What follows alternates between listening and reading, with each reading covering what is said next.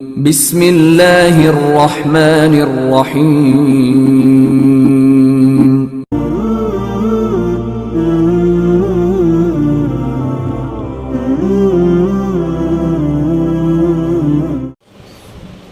الحمد لله كفى وسلام على عباده الذين اصطفى أما بعد قال الله تبارك وتعالى في القرآن المجيد والفرقان الحميد فأعوذ بالله من الشيطان الرجيم بسم الله الرحمن الرحيم ألف لام ميم ذلك الكتاب لا ريب فيه هدى للمتقين وقال تعالى إن الذين كفروا سواء عليهم أأنذرتهم أم لم تنذرهم لا يؤمنون صدق الله العظيم قال النبي صلى الله عليه وسلم يوشك أن يأتي على الناس زمان لا يبقى من الإسلام إلا اسمه ولا يبقى من القرآن إلا رسمه مساجدهم عامرة وهي خراب من الهدى أو كما قال عليه الصلاة والسلام اللهم صل على سيدنا مولانا محمد في أول كلامنا اللهم صل على سيدنا مولانا محمد في أوسط كلامنا اللهم صل على سيدنا مولانا محمد في آخر كلامنا اللهم لك الحمد كما أنت أهله وصل على محمد كما أنت أهله وافعل بنا ما أنت أهله فإنك أنت أهل التقوى وأهل المغفرة اللهم صل على محمد كلما ذكره الذاكرون وصل على محمد كلما غفل عن ذكره الغافلون رب اشرح لي صدري ويسر لي أمري واحلل عقدة من لساني يفقه قولي اللهم صل على محمد وآله ألف ألف مرة اللهم صل على محمد وآله ألف ألف مرة اللهم صل على محمد وآله ألف ألف مرة محترم و معزز سامعین کرام بزرگان دین ایک مرتبہ دل کی گہرائیوں کے ساتھ درود پاک پڑھ لیں اللهم صل على سيدنا محمد وعلى آل سيدنا محمد وبارك وسلم معزز سامعین کرام بزرگوں اور دوستوں یہ تمام کائنات تنے تنہا اللہ کی ہے اس کائنات پر بادشاہت قیامت تک اللہ کی رہے گی کیونکہ اللہ ہی اس کو پیدا کرنے والے ہیں اور جب قیامت قریب آئے گی اللہ تبارک و تعالی ہی اس کائنات کو درہم برہم کر کے توڑ پھوڑ کر تمام چیزیں ختم کر دیں گے اس کے بعد ایک نظام چلے گا جس کو آخرت کا نظام کہا جاتا ہے جب تک دنیا باقی ہے جیسے گزشتہ جمعے کہا گیا اللہ تبارک و تعالی نے مخلوقات کو اس کے احکام کا پابند بنایا ہے اور دنیا کی بقا دنیا کے نظام کی بقا اللہ تبارک و تعالی نے اس کے احکام پر باقی رکھنے کی وجہ سے رکھی ہے جب تک مخلوقات تابع رہے گی اللہ تبارک و تعالی کی اللہ تبارک و تعالی نظام میں تبدیلیاں نہیں لائیں گے جب مخلوقات من چاہی کرنا شروع کر دیتی ہے کہ ہماری زندگی ہے ہم جیسے چاہے گزاریں ہماری جوانی ہے جیسی چاہے گزاریں ہمارا مال ہے جہاں چاہے خرچ کریں جب انسان کی مرضی اپنی زندگی میں شامل ہو جاتی ہے اللہ تبارک و تعالی نظام میں تبدیلیاں لاتے ہیں وہ تبدیلیاں شکلیں بدل بدل کر آتی ہیں کبھی طوفان کی شکل میں کبھی بارش کی شکل میں کبھی بجلی کی کڑکڑاہٹ کی شکل میں کبھی زلزلوں کی شکل میں کبھی بیماریوں کی شکل میں، کبھی اپنوں کی دشمنی کی شکل میں، کبھی اولاد کی بے وفائی کی شکل میں۔ الغرض وہ نام بدل بدل کر آئیں گے۔ جب انسان مکمل طور پر تابع ہو جاتا ہے، اللہ تبارک و تعالیٰ کائنات کو تابع کر دیتے ہیں، مسخر کر دیتے ہیں۔ جیسے مثال کے طور پر ایک انسان ایک لڑکی کو نکاح کر کے لاتا ہے، پیسہ خرچ کر کے لاتا ہے۔ جب وہ عورت، وہ لڑکی اپنے آپ کو اس مرد کے حوالے کر دیتی ہے، اس کے تابع بن جاتی ہے، وہ اپنی تمام جائیداد اس پر لٹا دیتا ہے، کہتا ہے کہ جو میرا ہے وہ تیرا ہے۔ اپنے آپ کو حالات میں رکھ کر اسے خوش کرنے کی کوشش کرتا ہے۔ جب ایک انسان دوسرے انسان کے تابع ہو رہا ہے تو دوسرا انسان اس کی خوشی کے لیے سب کچھ کرنے کے لیے تیار ہو رہا ہے، تو اندازہ لگاؤ کہ اللہ تبارک و تعالی جس نے کائنات کو بنایا، زمین آسمان کو بنایا، ہمیں اور آپ کو بنایا، تمام چیزوں کو بنایا، جب کوئی انسان اس کے تابع ہو جاتا ہے تو اللہ تبارک و تعالیٰ کا کیا معاملہ ہوتا ہوگا۔ اللہ تبارک و تعالیٰ فرمائیں کہ ان عبدی، یہ میرا بندہ ہے۔ تمام مخلوقات کے دلوں میں اللہ تبارک و تعالیٰ اس بندے کی محبت ڈال دیتے ہیں، کیونکہ اللہ سے محبت کرنے والا بن جاتا ہے۔ میرے بھائیو، اللہ تبارک و تعالیٰ نے جو ہمیں زندگی دی، بڑی قیمتی زندگی دی ہے، اس کو اپنی مرضی کے مطابق ہمیں جینا نہیں ہے، اللہ کی مرضی کے مطابق گزارنا ہے۔ اللہ جیسے چاہتے ہیں ویسے ہماری زندگی ہو، اور اللہ تبارک و تعالیٰ ہر انسان کو کامیاب کرنا چاہتے ہیں، شرط ہے کہ وہ انسان حقیقی معنوں میں انسان بنے۔ آج ہمیں انسان بہت کم نظر آتے ہیں۔ ایک اللہ والوں کا قصہ لکھا ہوا ہے، ان کا ایک خادم تھا، ان کی خدمت کیا کرتا تھا، اور اکثر وہ بیشتر چیزیں لا کر انہیں پہنچایا کرتا۔ وہ اللہ والے بڑے خوش ہوتے کہ میری خدمت کی جا رہی ہے، تو وہ کہتا حضرت میرے لیے دعا کریں، اور ہونا بھی چاہیے۔ جب وہ کسی اللہ والے سے ملے تو دعا کی درخواست کرانی چاہیے، ان کا تعلق اللہ سے مضبوط ہوتا ہے دوسروں کے مقابلے میں۔ تو یہ کہتا کہ حضرت میرے لیے دعا کر دیں، تو حضرت صرف ایک جملہ کہتے، اللہ تجھے انسان بنائے۔ یہ معاملہ کئی مہینوں چلتا رہا، کئی دن چلتا رہا۔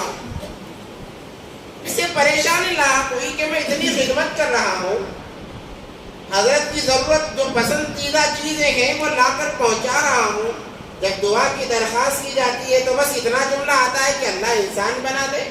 کیا میں انسان نہیں ہوں؟ اب ہمت نہیں تھی پوچھنے کی۔ الغرض ایک مرتبہ اس نے ہمت کی اور پوچھ لیا کہ حضرت جب بھی آپ مجھے دعا دیتے ہیں بس اتنا جملہ کہتے ہیں کہ اللہ تجھے انسان بنائے، کیا میں انسان نہیں ہوں؟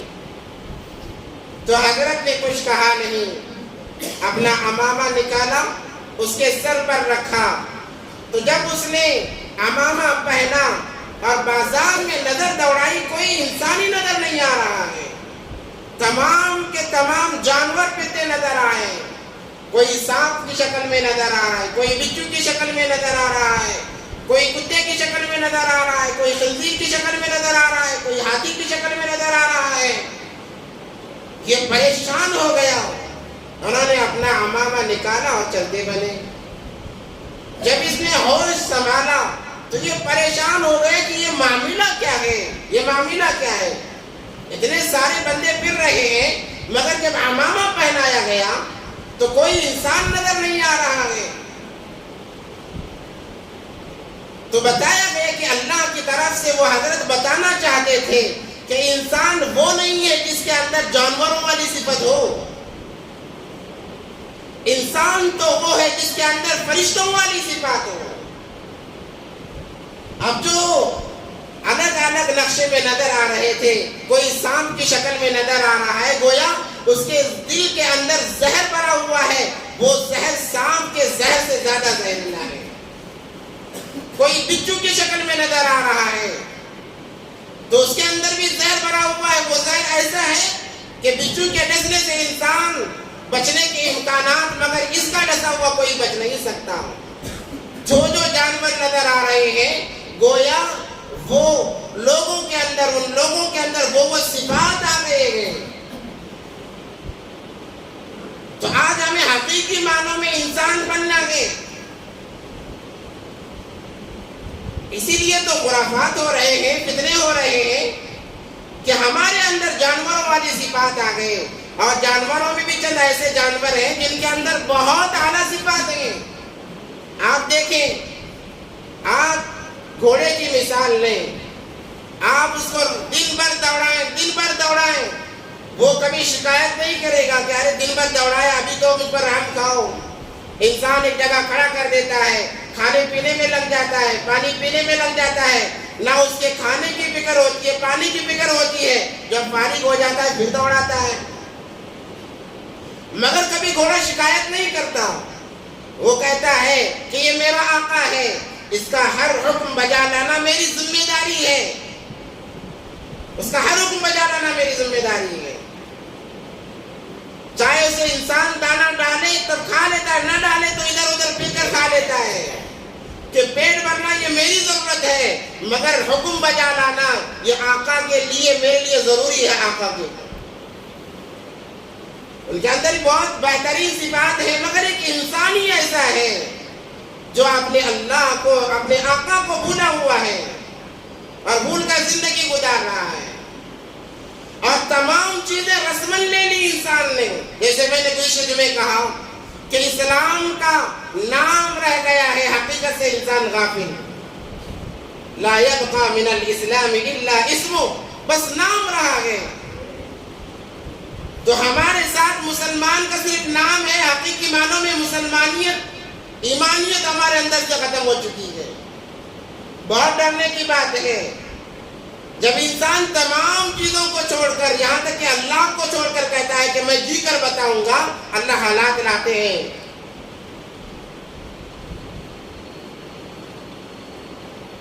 اللہ کی طرف سے حالات آئیں گے، نام بدل بدل کر، جگہ بدل بدل کر. جب وہ حالات آئیں، انسان کو چاہیے کہ ان حالات کو دیکھ کر ذرا پیچھے قدم لے لے اور توبہ کی طرف بڑھے، اللہ سے معافی مانگے. مگر عجیب بات ہے کہ جب حالات آتے ہیں، زلزلے آتے ہیں، طوفان آتے ہیں، جہاں پر آتے ہیں وہاں کے لوگوں کی کیفیت تو الگ ہوتی ہے. جہاں پر نہیں آتے وہ لوگ پھر بھی اپنے مزے سے زندگی گزار رہے ہوتے ہیں، انہیں کوئی فرق ہی نہیں پڑتا. جن چیزوں سے سبق لینے کی ضرورت ہے انسان اس کو تفریح گاہ بنا کر چھوڑ دیتا ہے. لوگ جاتے ہیں جہاں پر زلزلے آئے ہیں، دیکھنے کے لیے جاتے ہیں، گھومنے کے لیے، چلو جا کر دیکھ کر آئیں گے کہ کیا ہوا ہے. احساس انسان کے دل سے ختم ہو چکا ہے، احساس کا مادہ بالکل ختم ہو چکا ہے. یہاں تک کہ اپنے قریبی کو کندھے پر سوار کر کے قبرستان لے جاتا ہے، مگر وہاں پر بھی اس کے دل میں احساس نہیں رہتا، بلکہ لوگ وہاں پر بھی جا کر مذاق کرنا شروع کر دیتے ہیں. قبرستانوں کا یہ حال ہے. حضرت عثمان غنی رضی اللہ تعالیٰ عنہ جب کسی قبر کے پاس سے گزرتے، کھڑے ہو کر اتنا روتے، داڑھی مبارک تر ہو جاتی، آنسوؤں سے بھیگ جاتی داڑھی مبارک، اور کہتے یہ انسان کے منزلوں میں پہلی منزل ہے، جو یہاں سے کامیاب وہ ہمیشہ کے لیے کامیاب ہے، اور جو یہاں ناکام وہ ہمیشہ کے لیے ناکام ہے. مگر ہم جب قبرستان جاتے ہیں، 4 دوست چلے گئے تو ہم وہاں پر مذاق ہو رہا ہے، وہاں پر باتیں ہو رہی ہیں، دنیا کی باتیں ہو رہی ہیں، کاروبار کی باتیں ہو رہی ہیں. اب کون سا جگہ باقی رہا جہاں پر جا کر ہم عبرت لے سکیں؟ ایسی کون سی جگہ ہے؟ ایک تو وہی جگہ تھی قبرستان جسے کہتے ہیں کہ جا کر لوگ عبرت لے کر آتے کہ ہمیں بھی یہاں آ کر سونا ہے، مگر وہاں پر بھی ہم نے تماشا گاہ بنا لیا، مذاق کی جگہ بنا لیا. تو اب کون سی جگہ باقی رہی؟ اللہ تبارک و تعالی ہمیں جھنجھوڑنا چاہتے ہیں کہ انسانوں ہوش میں آؤ، ہوش میں آؤ، ورنہ یہ مدہوشی تمہیں ناکامیوں تک لے جائے گی، یہاں تک کہ تمہیں جہنم تک لے جائے گی۔ ہمیں ہر چیز سے سبق لینا ہے، ہر چیز سے ہمیں سبق لینا ہے۔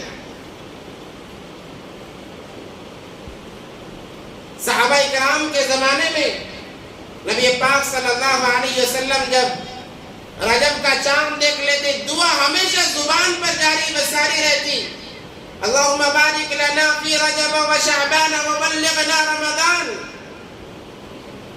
الحمدللہ شعبان کا مہینہ بھی شروع ہو چکا ہے، یہ مقدس مہینہ ہے، اسے شعبان المعظم کہا جاتا ہے۔ کیوں؟ اس لیے اس کے اندر دو خصوصیات ہیں۔ ایک خصوصیت تو یہ ہے کہ یہ مہینہ رمضان سے جوڑنے والا ہے، بندے کو، انسان کو رمضان سے جوڑنے والا ہے، یہ سب سے بڑی خصوصیت ہے۔ رمضان کا مل جانا کسی انسان کو بہت بڑی دولت ہے۔ شیخ زکریا رحمۃ اللہ علیہ نے فضائل اعمال میں لکھا ہے کہ دو لوگوں کا انتقال ہوا، ایک کو شہادت کی موت نصیب ہوئی اور ایک اپنے بستر پر مرا، اسے رمضان کا مہینہ نصیب ہوا۔ دیکھنے والوں نے خواب میں دیکھا تو جو بستر پر مرا ہے، شہادت کی موت بہت مبارک موت ہے، خون کا قطرہ زمین پر گرنے سے پہلے اللہ اس کی مغفرت فرما دیتے ہیں۔ اتنی بڑی مبارک موت ہے، یہاں تک کہ نبی علیہ السلام نے فرمایا کاش اللہ مجھے کئی زندگیاں دیتا، میں ہر زندگی کو اللہ کے راستے میں ختم کر دیتا۔ شہادت کی تمنا نبی پاک صلی اللہ علیہ وسلم نے کی ہے کہ اللہ کے راستے کی مجھے موت آ جائے۔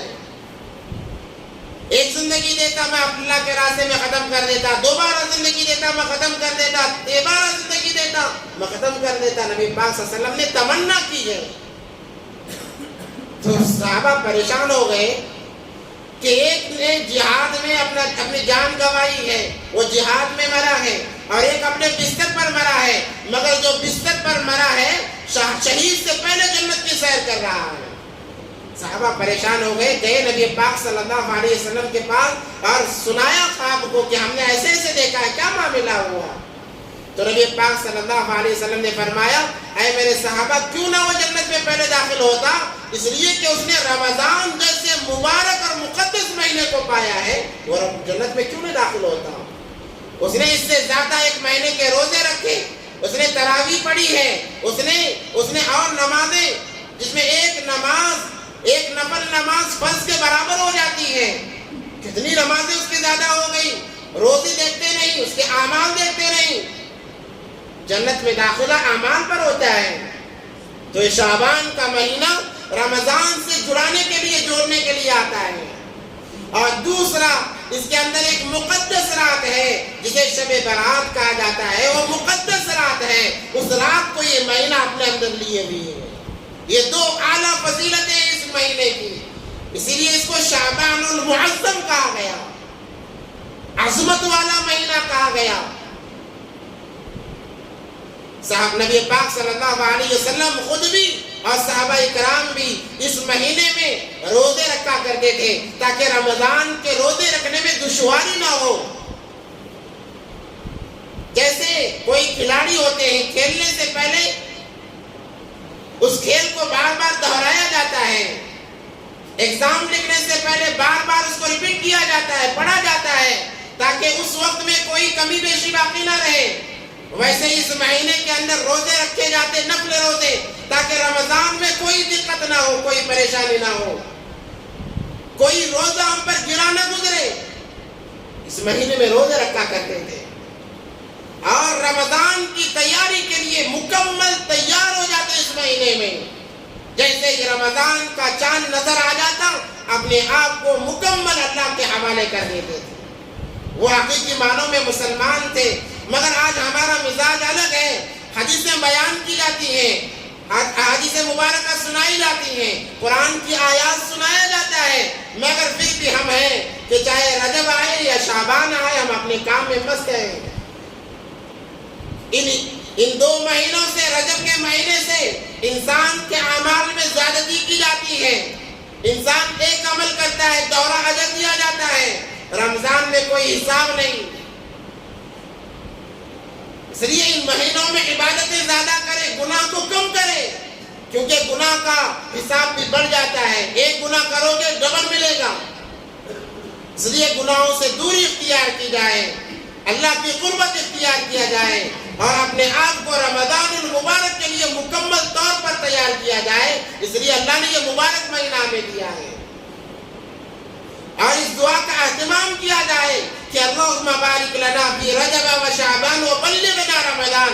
اللہ موت ہے مقدر میں تو رمضان کا مہینے کے بعد مجھے موت دے دے، تاکہ میں رمضان کا جو مبارک مہینہ، جو 13 مہینہ تجھے پسندیدہ مہینہ ہے، اس مہینے کو گزاروں، عبادتوں میں گزاروں، قرآن کی تلاوت میں گزاروں، روزے کی حالت میں گزاروں، ذکر و اذکار میں گزاروں.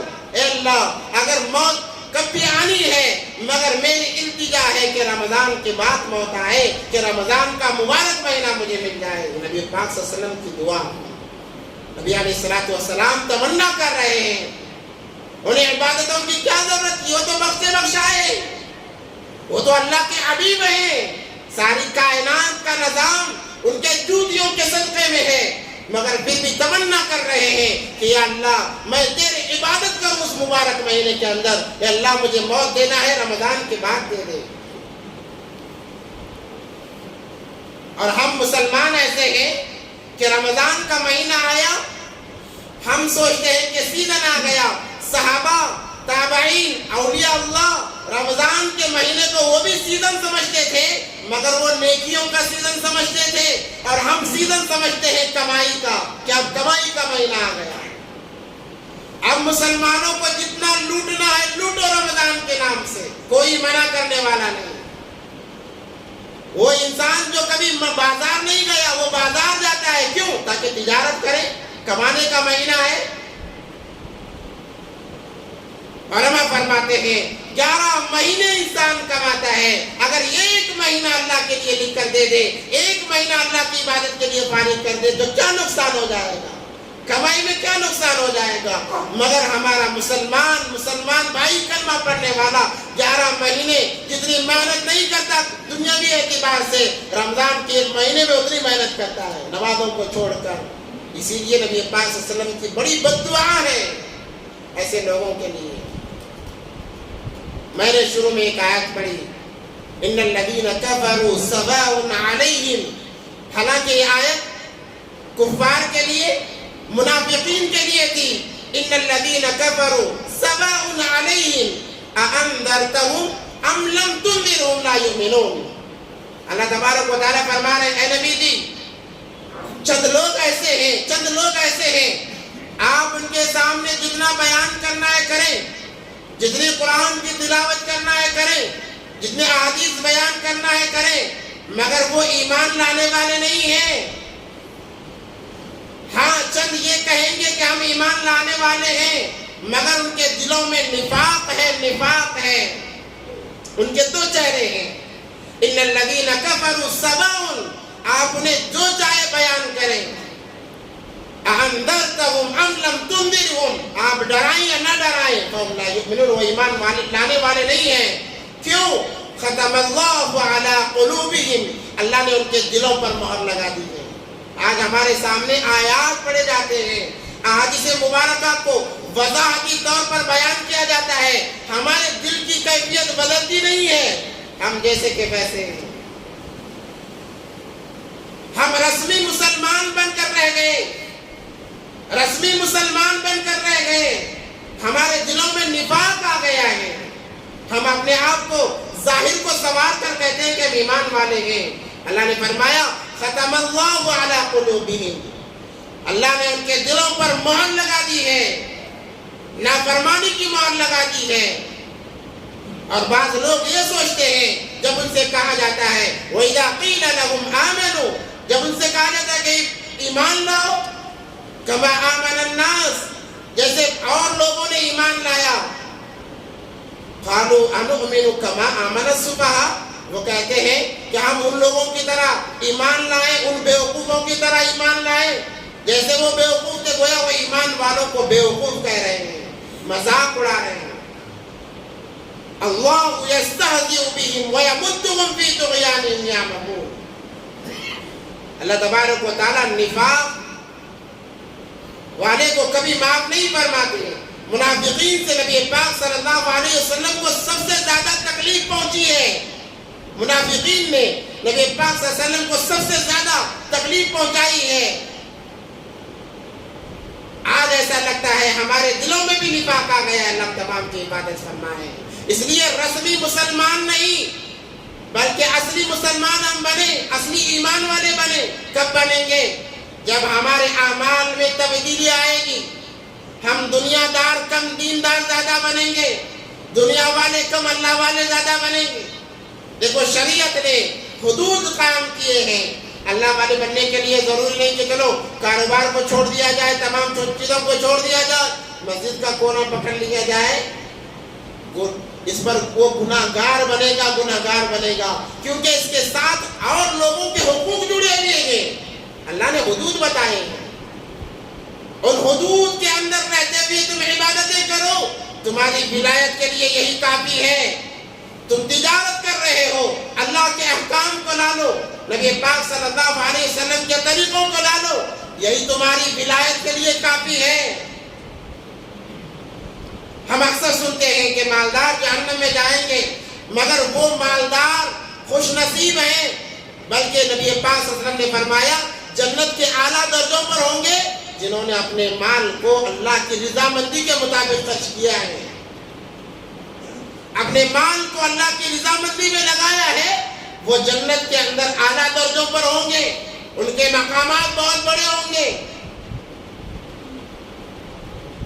اتنی باتیں سننے کے باوجود، احادیث سننے کے باوجود ہمارا دنیا میں لگنا اس بات کی دلیل ہے کہیں اللہ نے ہمارے دلوں کو تو مہر نہیں لگا دیا ہے۔ بڑی ڈرنے کی بات ہے۔ ایک انسان پیدا تو مسلمان ہوا تھا، مگر دنیا میں لگ کر اللہ کو بلا کر زندگی جیا ہے، جب مر رہا ہے نفاق کی حالت میں مر رہا ہے، مرتد ہو کر مر رہا ہے، یہ اس کے لیے سب سے بڑے خسارے کی بات ہے، سب سے بڑے خسارے کی اس کے لیے بات ہے۔ اور منافقین جو اپنے آپ کو لوگوں کے سامنے تو مسلمان ظاہر کرتے کہ ہم بھی مسلمان ہیں، مگر جب غیروں کے پاس جاتے ہیں، اوروں کے پاس جاتے ہیں، کہتے ہیں کہ ہم تمہارے ساتھ میں ہیں۔ آج بھی وہ لوگ ہیں، قیامت تک رہیں گے، جن کے دو چہرے ہیں۔ مسلمانوں کے پاس آتے ہیں، ایک چہرہ لے کر آتے ہیں، جب مسلمانوں سے ہٹ جاتے ہیں ان کا دوسرا چہرہ بن جاتا ہے۔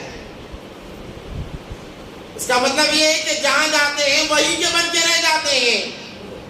ایسے لوگوں کو منافق کہا گیا ہے، اور اس کے لیے وعید سنیے، ان المنافقین فی الدرک الاسفل من النار، جو دو چہرے کو لے کر چلتے ہیں، دو رویے جن کے ہوتے ہیں، اپنوں کے پاس ایک رویہ، پرائیوں کے پاس ایک رویہ، یعنی مسلمانوں کے سامنے ایک رویہ، غیروں کے سامنے ایک رویہ۔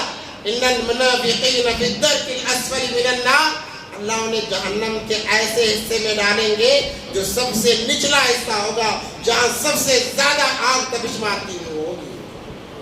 اللہ ہم تمام کی حفاظت فرمائے۔ اس لیے شعبان کا مقدس مہینہ چل رہا ہے، اس مہینے میں اپنے اعمال کی بھی ترتیب بٹھائیں، کام کی بھی ترتیب بٹھائیں، ایسی ترتیب بٹھائیں کہ ہمارا کام روزے کے لیے آڑ نہ بنے، ہمارا کام تراویح کے لیے آڑ نہ بنے، ہمارا کام قرآن کی تلاوت کے لیے آڑ نہ بنے، ہمارا کام دینی مجالس میں شرکت کرنے سے آڑ نہ بنے۔ ایسی ہم ترتیب بٹھائیں، اور جو انسان اس مبارک مہینے میں ترتیب بٹھاتا ہے، اللہ اس ترتیب کو سال بھر قائم رکھتے ہیں، گویا وہ سال بھر اللہ والا بن کر زندگی گزار رہا ہے، سال بھر وہ اللہ والا بن کر زندگی گزار رہا ہے۔ ورنہ رسمی اعتبار سے جو ہم نے چیزوں کو اپنایا ہے وہ ہمیں کامیابی دلانے والی نہیں ہے۔ اس لیے احادیث کے اندر صاف طور پر آتا ہے کہ رسمی مسلمان نہ بنو، نام کے نہ بنو، کام کے مسلمان بنو۔ کیا مراد ہے؟ کہ تمہارا ایک چہرہ ہو، ایک چہرہ ہو، دو رنگی چھوڑ ایک رنگی بن جا، یا تو موم یا پھر پتھر بن جا۔ دو رنگی یہ ایمان والے کی حقیقت نہیں ہے. ایمان والا ہمیشہ ایک چیز پر قائم رہتا ہے. جو دو رنگی اختیار کرتا ہے اللہ کو بڑا غضب اور غصہ آتا ہے. اللہ تبارک و تعالیٰ نظام کو درہم برہم کر دیتے ہیں. آج جو حالات آ رہے ہیں اس میں ہمارے اعمال کا بہت بڑا دخل ہے. اس لیے اپنے اعمال کو سدھاریں, ان حالات سے سبق لے کے ہو سکتا ہے کہ ہم بھی ان حالات میں شکار ہو سکتے ہیں. اللہ ہماری حفاظت فرمائے, توبہ استغفار کرے, اللہ کو راضی کرے, اللہ کو راضی کرے. مبارک مہینہ ہے, اس مہینے کا مقام اللہ کے نزدیک بڑا ہوا ہے. اللہ کے سامنے مانگی گڑگڑائیں کہ اللہ تو ہی سب کچھ کرنے والا ہے, اگر مجھ سے کوئی غلطی ہوئی تو اللہ تو معاف فرما دے. اس کے ساتھ ساتھ نمازوں کی پابندی, توبہ استغفار, اللہ کو خوش کرنے کے یہ کام ہے. جب انسان سجدے میں جاتا ہے اللہ کو بڑا پیار آتا ہے. اللہ کہتے ہیں دیکھو فرشتوں, جس بندے کے بارے میں تم باتیں کر رہے تھے وہ میرا بندہ میرے قدموں میں سر جھکا رہا ہے, میں اس کی مغفرت کرتا ہوں, تم گواہ رہے. اللہ مغفرت فرما دیتے ہیں. اس لیے ایک نظام بنائے اپنی زندگی کا. چند اعلانات ہیں, ان اعلانات کو بول کر میں اپنی بات ختم کرتا ہوں. آپ حضرات تو ماشاءاللہ دیکھ رہے ہیں اور لگاتار 2 ہفتوں سے آپ کے سامنے اعلان کیا جا رہا تھا مسجد کے پینٹنگ کے بارے میں. الحمدللہ کام چل رہا ہے, اوپر کی منزل تقریباً مکمل ہو گئی ہے, تقریباً مکمل ہو گئی ہے. اللہ کے گھر کو سنوارنا, اللہ کے گھر کو سنگھارنا یہ اللہ کو بڑا محبوب ہے, اللہ کو بڑا پیار ہے. من بنا للہ مسجدا بنا اللہ لہ بیتا فی الجنہ, جو اللہ کے گھر کو بناتا ہے اللہ اسی کے مثل, اس سے بلکہ زیادہ بہترین عالیشان گھر اللہ تبارک و تعالیٰ جنت میں بناتے ہیں. اب بنانے سے یہ مراد نہیں, یہ تو گھر بنا ہوا ہے, اسے ہم کیا بنائیں؟ اس کو سنوارنے میں جو آپ کا مال لگتا ہے گویا آپ کے نام سے جنت کے اندر محل بنتے جا رہے ہیں. اور اللہ کے نام پر دینے والا اللہ کو اتنا محبوب, حدیث میں آتا ہے السخی قریب من اللہ قریب من الناس قریب من الجنہ. سخی جو ہے اللہ کے سب سے زیادہ قریب, لوگوں کے زیادہ قریب, جنت کے زیادہ قریب.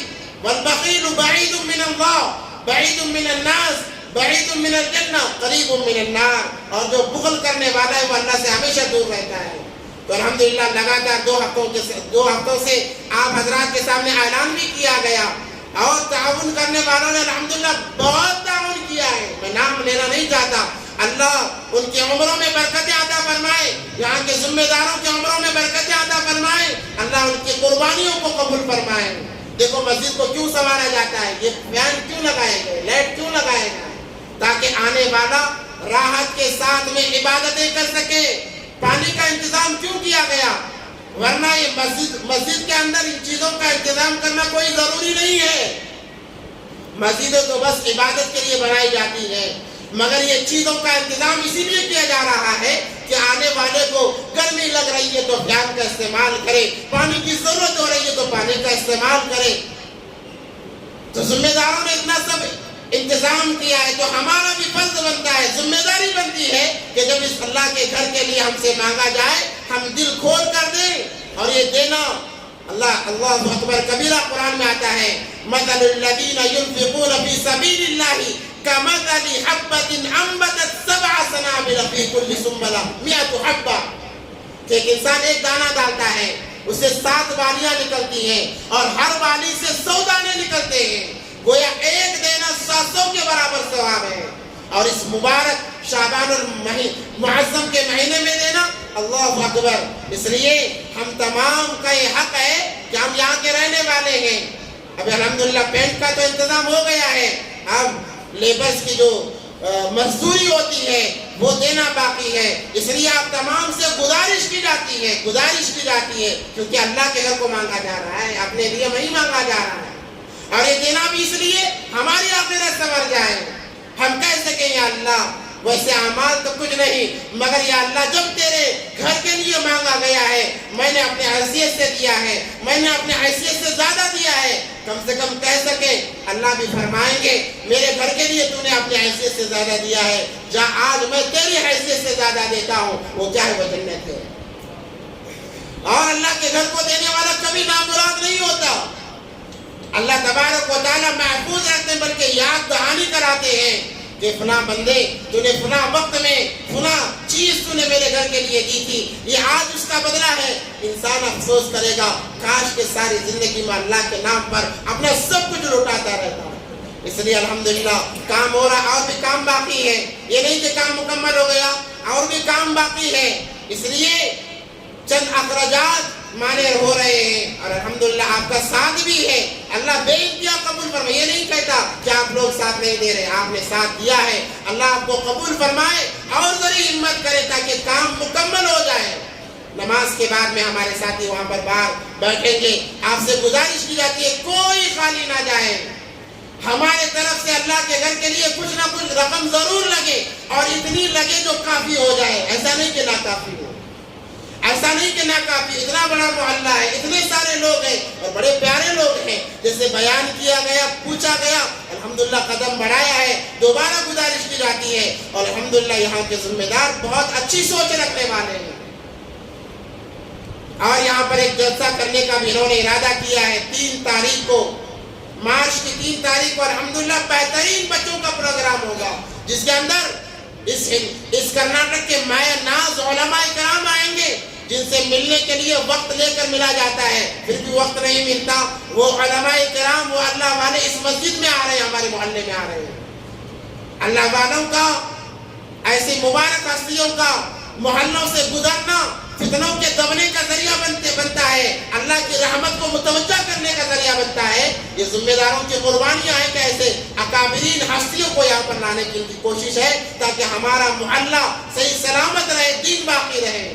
تو الحمدللہ اس کے بھی اخراجات ہیں۔ سب سے بڑی ہمارے سامنے ایک بات یہی ہے کہ جو اس بینک کے متعلق جو کام کاج ہو رہا ہے، ابھی باہر کا کام بھی اور باقی ہونا ہے، اور گرلوں کا کام بھی ہونا باقی ہے۔ تو اس لیے آپ حضرات سے درخواست ادباً کی جاتی ہے کہ آپ جاتے ہوئے اللہ کے گھر کے لیے، اس کام کی تکمیل کے لیے اپنا حصہ لگاتے ہوئے جائیں۔ اللہ آپ کے تمام کے لگانے کو قبول فرمائے، جنہوں نے لگایا وہ بڑے مبارکباد ہے ان لوگوں کے لیے، ان لوگوں کے لیے خوشخبری ہے کہ اللہ نے ان کے لیے جنتوں میں محل بنا دیا ہے۔ اب یہ جنت میں محل بنانے کا یہ وقت ہے۔ آخری بات، زیادہ وقت بھی ہو رہا ہے، معافی کے ساتھ میں ایک بات بتا کر اپنی بات ختم کرتا ہوں۔ زبیدہ خاتون ایک بہت بڑی اللہ والی عورت گزری ہے، ہارون رشید کی بیوی تھی۔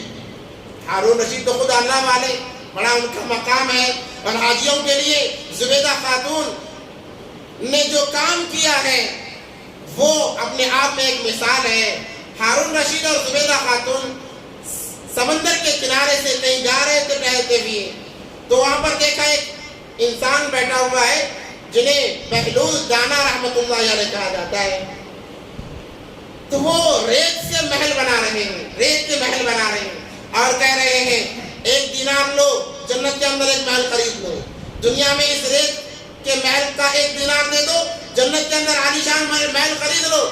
تو جب زبیدہ خاتون نے دیکھا، پرکھ لیا، اللہ والی تھی، اللہ والے اللہ والوں کو پرکھ لیتے ہیں، کہا کہ واقعی بڑا قیمتی وقت ہے، ہاتھ سے جانا نہیں چاہیے۔ اتری گئی، جا کر پوچھا کتنا ہے، کہا کہ 1 درہم دے دو، جنت میں گھر مل جائے گا، کہا ہاں مل جائے گا۔ انہوں نے اس ریت کے محل کے 1 دینار یا 1 درہم دے دیا اور واپس چلے گئے۔ ہارون رشید کہنے لگے ارے کیا بیوقوف ہو، بڑا ریت کے محل سے جنت کے محل کا کیا تعلق ہے؟ وہ خاموش رہی گئے، رات میں سوئے گئے۔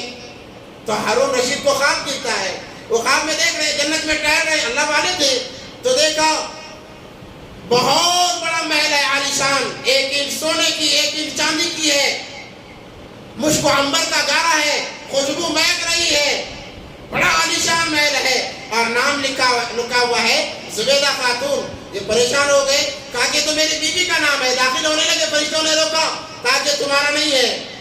ارے میری بیوی کا ہے، ہاں آپ کی بیوی کا ہے، آپ کی بیوی کی اجازت کے بغیر آپ اندر نہیں جا سکتے۔ انہوں نے کہا اس نے یہ محل کب بنایا اتنا عالیشان؟